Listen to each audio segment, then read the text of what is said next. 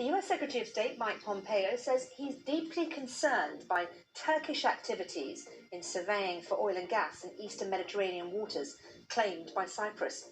Mr. Pompeo was speaking in the Cypriot capital, Nicosia, where he's had talks with President Nikos Anastasiades on the regional tension involving Turkey, Cyprus and Greece.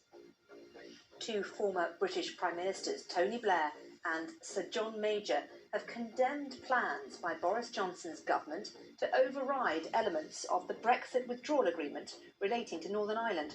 Writing in the Sunday Times newspaper, the two former leaders described the proposal as shocking, adding it would damage Britain's reputation for the rule of law, threaten the Good Friday peace agreement, and could prompt damaging retaliation from the European Union.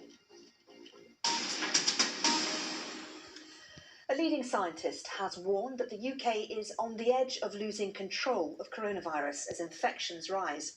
Professor Sir Mark Walpole, a member of the British government's scientific advisory body, says people need to limit their socialising to ensure children can remain at school and students at university. Laura Moss reports.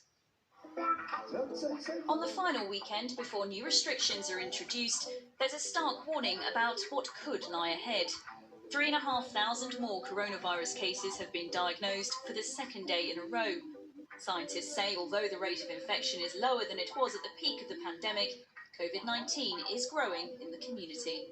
I think one would have to say that we're on the edge of losing control, and you've only got to look across the channel to see what's happening in France and what's happening in Spain. The figures in the UK on the 5th of September, it was about 1,800 people identified with the infection. On the 11th, it was 3,500.